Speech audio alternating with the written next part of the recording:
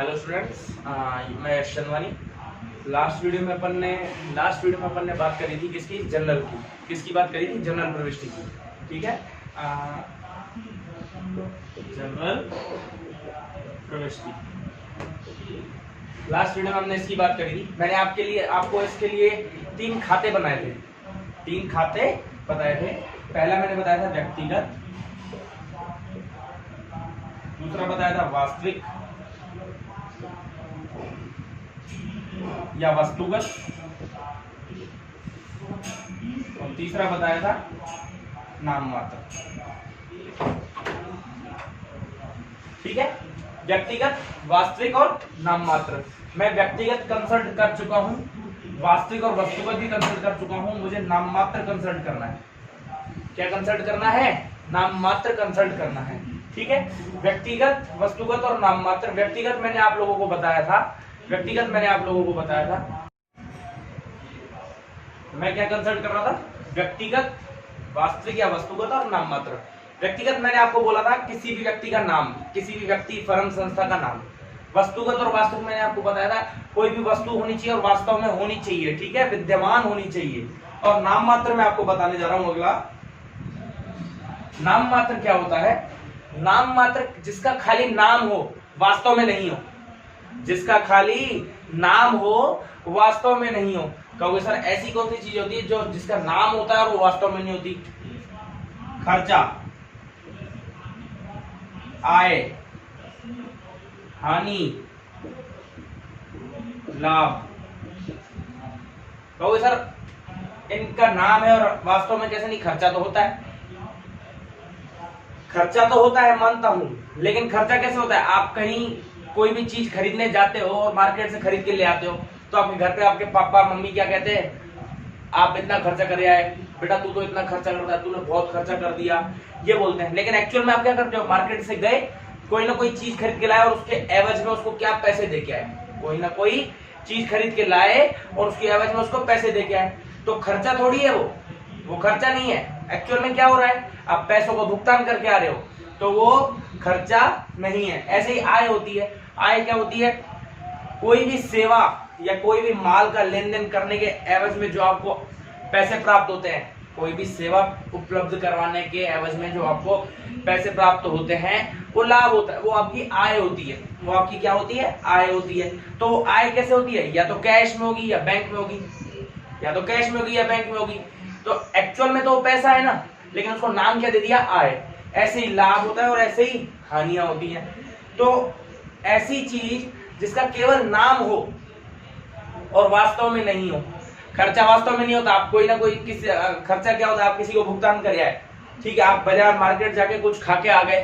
ठीक है, तो एक्चुअल में क्या है? आप भुगतान करके आ रहे हो ना, पैसों का भुगतान जाके आ रहा है। पैसे, खर्चा कोई चीज थोड़ी है, खर्चा कोई वस्तु थोड़ी है।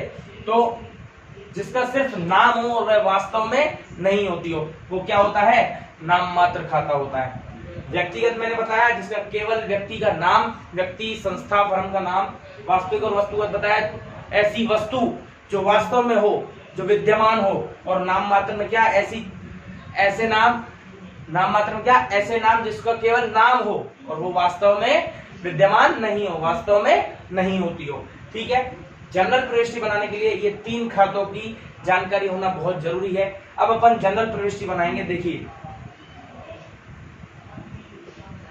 जनरल प्रविष्टि मैं एक प्रविष्टि बनवा रहा हूं। जैसे मैंने बोला, राम को माल बेचा 50,000 रुपए। अब एंट्री बनेगी कैसे? राम को माल बेचा 50,000 रुपए, एंट्री कैसे बनेगी? देखना।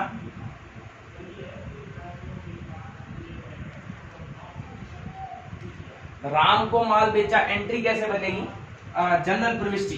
जनरल प्रविष्टि को क्या बोलते हैं? एंट्री। क्या बोलते हैं? एंट्री। राम को माल बेचा 50,000 रुपए। अब ये एक लेन देन है, ये एक लेन देन है। ठीक है, इस लेन देन में इन तीनों खातों में से व्यक्तिगत खाता, वस्तुगत खाता और नाममात्र खाता, इन तीनों खातों में से कौन से खाते इस व्यवहार में प्रदर्शित हो रहे हैं, कौन से खाते इस व्यवहार में लग रहे हैं, कौन से खाते इस व्यवहार में हिट कर रहे हैं, वो अपन को ढूंढने हैं। तो सबसे पहले मैं आ रहा हूं राम व्यक्तिगत खाता।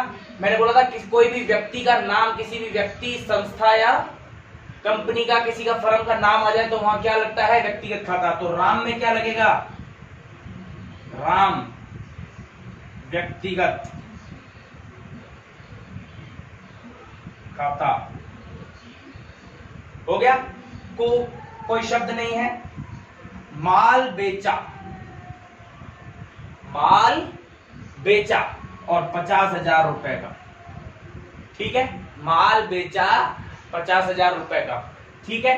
तो माल बेचा यानी विक्रय, तो इसको मैं सेल बोल सकता हूं, विक्रय यानी सेल बोल सकता हूं उसको मैं।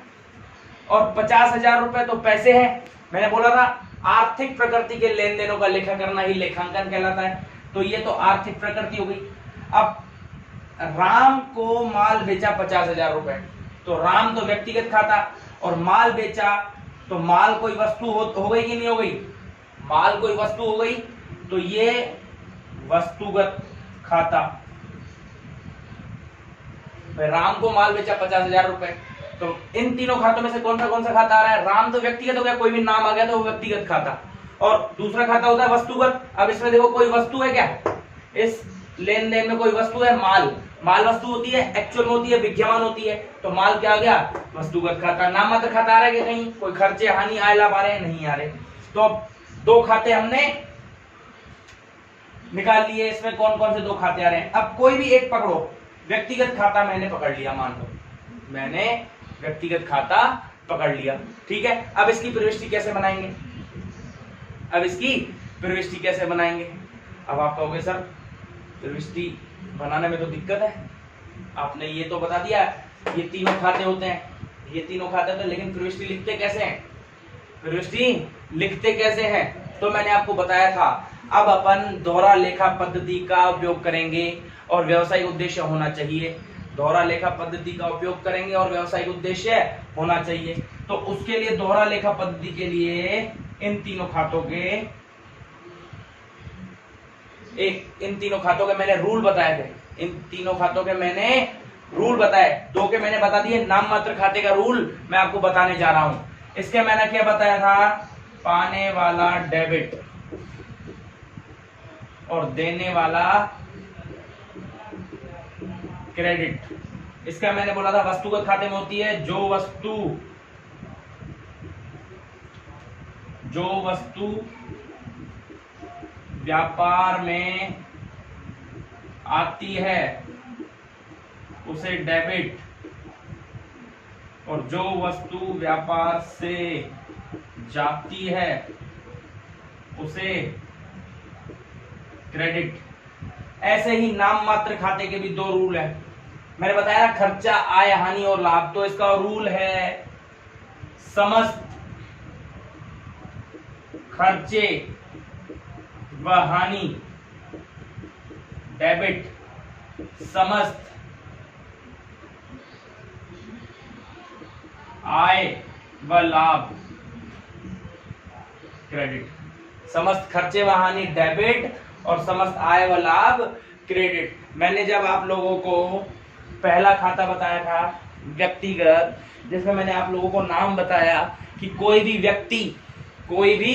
व्यक्ति तो व्यक्ति बिजनेस में, व्यवसाय में क्या कर सकता है, या तो कुछ पा सकता है या कुछ दे सकता है। तो यदि पाने वाला है तो डेबिट और देने वाला है तो क्रेडिट। वस्तुगत, कोई भी वस्तु व्यापार में क्या हो सकता है, या तो व्यापार में आ सकती है या व्यापार से जा सकती है। तो यदि व्यापार में आती है तो डेबिट और व्यापार से जाती है तो क्रेडिट। नाम मात्र खाते में चार चीज आती हैं, खर्चा, आय, हानि और लाभ।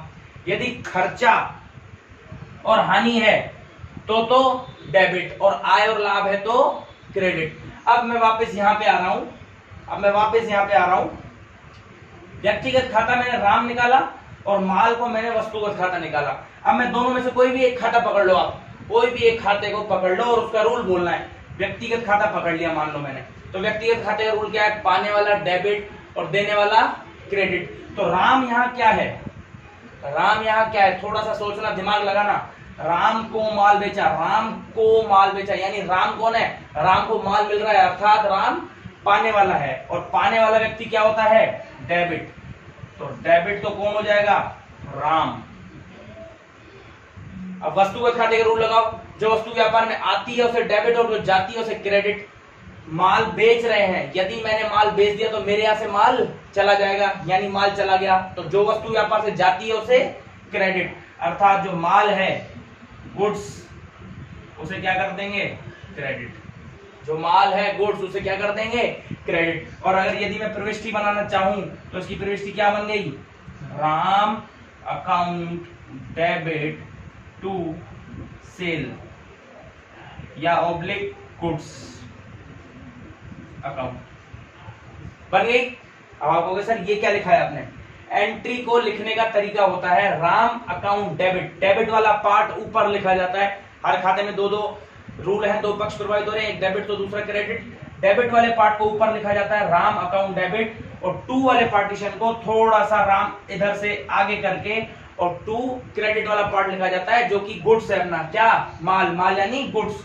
और कहोगे सर आपने सेल क्यों लिखा, यदि आप लोगों ने इंट्रोडक्शन की वीडियो देखी है तो मैंने आपको उसमें बताया था, यदि कोई व्यापारी, यदि कोई व्यवसायी जिस चीज का व्यवसाय, जिस भी चीज का व्यवसाय कर रहा है उसी को खरीद रहा बेच रहा है तो उसको परचेज, यदि खरीदता है तो उसे परचेज, और यदि बेचता है तो उसे सेल लिखते हैं। यदि खरीदता है तो उसे परचेज, और यदि बेचता है तो उसे सेल लिखा जाता है। ठीक है, यहां तक समझ आया। एक प्रविष्टि मैं और बनवा रहा हूं, देखिएगा। मैं यहां से ये व्यक्तिगत खाते वाले को रफ कर रहा हूं, ये पिछली वीडियो में था आपके पास, और अगर यदि किसी को लिखना भी है तो वो, मैं ये वाला रूल यहां लिख रहा हूं व्यक्तिगत खाते का, पाने वाला डेबिट और देने वाला क्रेडिट। ठीक है, मैं यहां लिख रहा हूं राहुल से माल खरीदा 10,000 रुपए, वापस से वही लेन देन आ गया। अब लेन देन में सबसे पहले हमको ये पकड़ना है कि कौन सा खाता इस लेन देन में है। राहुल आ गया तो नाम आ गया यानी व्यक्तिगत, राहुल आ गया तो नाम आ गया यानी व्यक्तिगत, माल आ गया तो कोई वस्तु आ गई यानी वस्तुगत, यानी वस्तुगत। दोनों में से किसी एक को पकड़ना है। मान लो इस बार मैं वस्तुगत को पकड़ रहा हूं, मान लो मैं इस बार वस्तुगत को पकड़ रहा हूं, तो वस्तुगत का फॉर्मूला क्या होता है, जो वस्तु व्यापार में आती है उसे डेबिट और जो जाती है उसे क्रेडिट। अब यदि राहुल से माल खरीदा, मैंने किसी से माल खरीदा, तो मेरे पास माल आएगा कि जाएगा, मेरे पास माल आएगा, और जो वस्तु व्यापार में आती है उसे क्या करते हैं, डेबिट। तो वस्तुगत खाता तो हो जाएगा डेबिट, और राहुल क्या हो जाएगा, राहुल व्यक्तिगत खाते का रूल बोलो, पाने वाला डेबिट और देने वाला क्रेडिट। राहुल से माल खरीदा तो राहुल से माल आ रहा है यानी राहुल देने वाला है, राहुल माल को उपलब्ध कराने वाला है, राहुल माल को देने वाला है, तो देने वाला है तो क्रेडिट। देने वाला क्या होता है, पाने वाला डेबिट, देने वाला क्रेडिट। तो अगर यदि मैं इसकी प्रविष्टि बनाना चाहूं, यदि मैं इसकी प्रविष्टि बनाना चाहूं तो प्रविष्टि मैं इसकी क्या बनाऊंगा, देखिए मैं यहां लिख रहा हूं थोड़ी सी जगह में, राहुल से माल खरीदा, वस्तुगत खाता डेबिट, व्यक्तिगत खाता क्रेडिट। वस्तुगत में माल है तो माल डेबिट है तो मैं इसको goods oblique purchase account debit to क्या लिखूंगा, राहुल। क्रेडिट कौन होगा, राहुल, देने वाला राहुल अकाउंट। ठीक है, समझ में आया, समझ में आया। मैं इसको रफ कर रहा हूं और 2-3 ट्रांजैक्शन हम बहुत अच्छे से लिखेंगे और बहुत अच्छे से समझेंगे। ठीक है, इस पे गौर करके पढ़ना है आप लोगों को, ये थोड़ा सा ट्रिकी है, थोड़ा सा। यदि आपको 3 रूल्स याद हैं, यदि तीनों खाते याद हैं तो आप इसको आसानी से बना सकते हैं। यदि तीनों खाते याद हैं तो आप इसको आसानी से बना सकते हैं। देखिए मैं यहां से इसको रफ कर रहा हूं अब। ठीक है, मैं एक ट्रांजैक्शन या 2 ट्रांजैक्शन और लिख रहा हूं जनरल प्रविष्टि के। मैं यहां लिख रहा हूं, देखिए